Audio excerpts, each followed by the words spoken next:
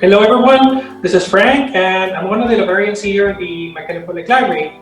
And I'm doing this as part of the book talk series and I'm working with my colleague Julia Guerrero Reed. Do you care to introduce yourself, Julia?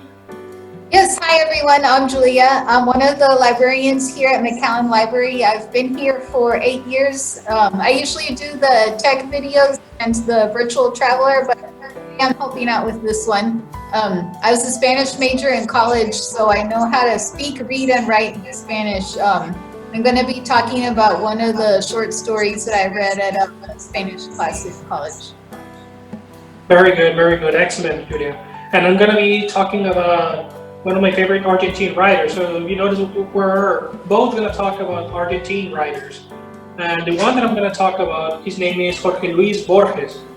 He was born in Buenos Aires, Argentina in 1899, and he died in Geneva, Switzerland in 1986.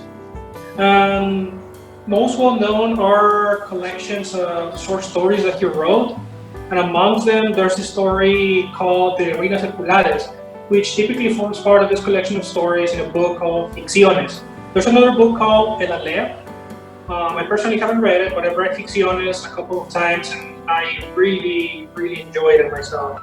And actually my favorite story is Las Ruinas Circulares.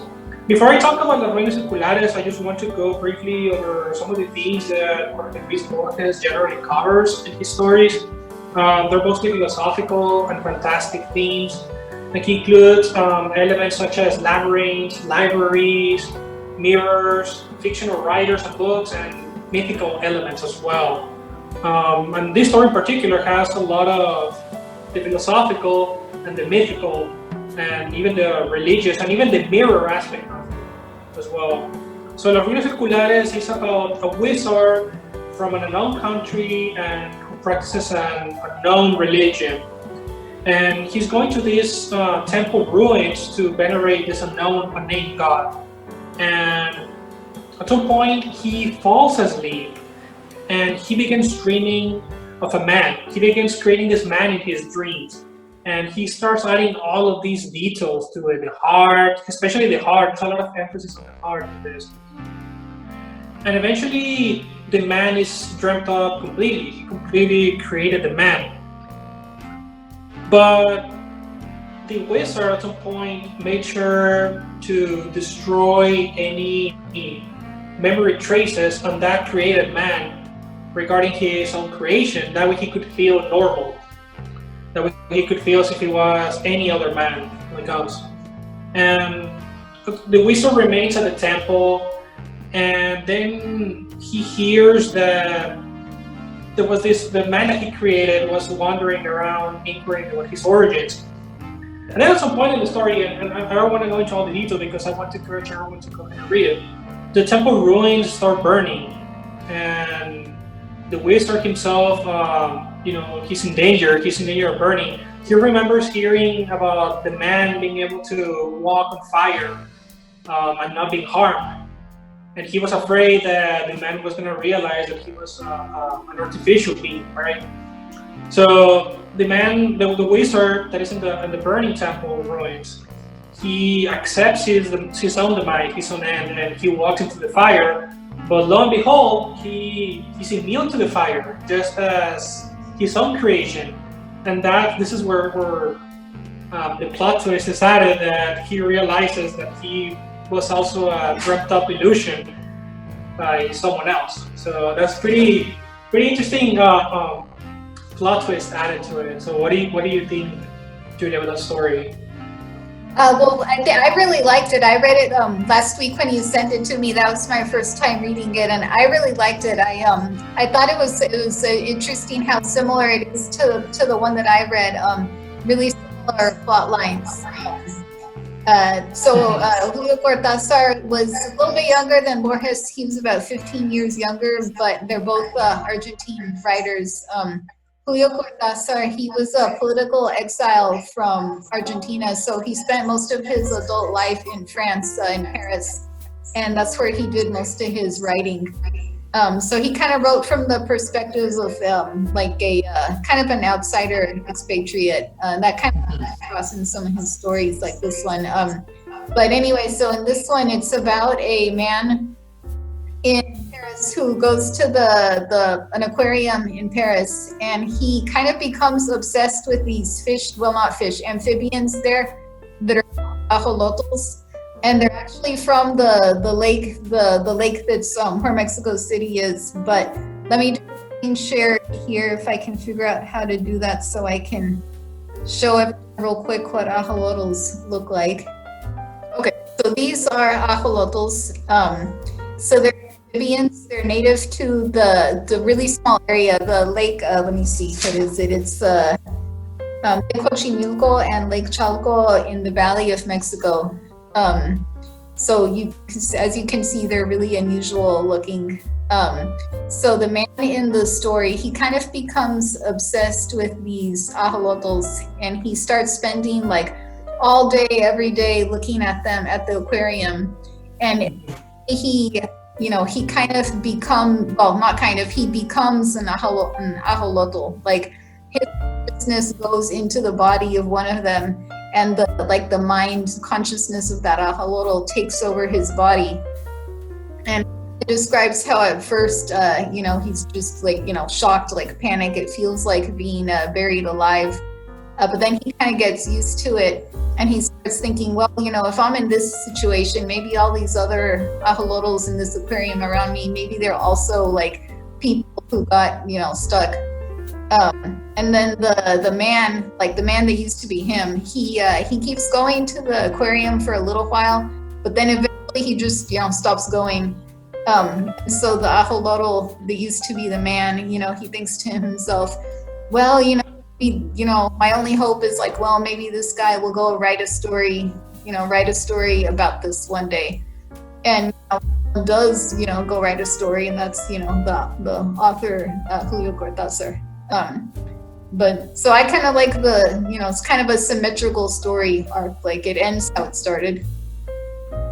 Yeah, it's also, that you mentioned the symmetrical aspect.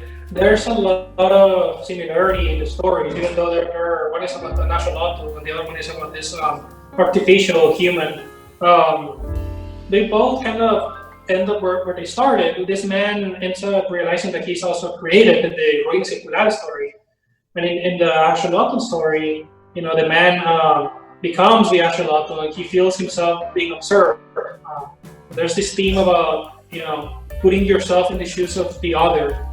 That's an interpretation I found in the stories after reading the axolotl story myself, even though that's not a theme that is recognized by others who have analyzed the stories.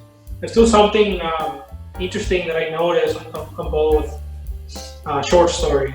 Mm-hmm. Yeah, well, yeah, like in the ajolotl story, it's like he's anthropomorphizing the ajolotl. Like he talks a lot about how the little hands on the ajolotl, like they're like human hands. So he kind of anthropomorphizes the animal, but kind of makes you think, well, maybe the ajolotl could kind of do the same, with him, like kind of otherize him.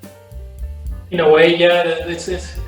When we tend to think of animals and we anthropomorphize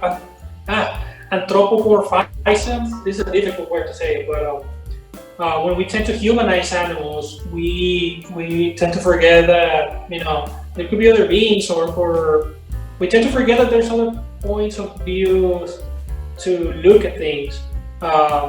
There's other intelligent animals out there, and they have their own perspectives. And other creatures, including ourselves as well. We're also animals. Even with all the amazing creations we had, even with this amazing technology we're using right now, we're still animals. We just have different capabilities. So we're not above creation. We coexist with other beings as well. Yeah. Well, another interesting kind of theme from the ajolotl story is that the ajolotl, or not the ajolotl, but the man, he lives in Paris, but he's not really part of Paris. Like the story, like he's not part of the community there. It sounds like he spends all day, every day at this aquarium, doesn't really interact with other people. And one of the kind of themes, like that could be a reflection of Julio Cortázar. Like he lived in Paris, but he's still identified as a Latin American writer, you know, kind of exiled from there's this, anyway. I see. So there's this similarity in the main character of the story and Julio Cortázar. So in a way, it's kind of autobiographical, you would say, right? And it's interesting because both the man and the actual story and the wizard, they're both solitary persons. They both enjoy solitude. They go to this place to do this activity away from others. Yeah. It's amazing how similar the stories are, how they have similar plot lines. You know, Oh, anything else that you care to add about your story? No, just that I read the story a long time ago back in college, which was kind of a long time ago, and this was one of my favorite stories from a class that I took on Julio Cortázar. I see. Yeah, no, I also read the story, and I highly recommend it to your viewers as well. It's the books we have the copy of those books with the story in the library, so you're welcome to check them out. Same thing for Ficciones. It's available as an electronic copy. Also, feel free to look for it on the Demo County catalog. You can put a hold on it and read Fines Seculares, and also feel free to read the other stories. They're fantastic as well. So, with that being said, if we don't have anything else to say, we can make our concluding remarks. Thank you everyone for watching. Like he was saying, both of these books are available right here at the McAllen Library, and you can check them out anytime. Thank you very much. Yes, so have everyone a wonderful day at Lucem.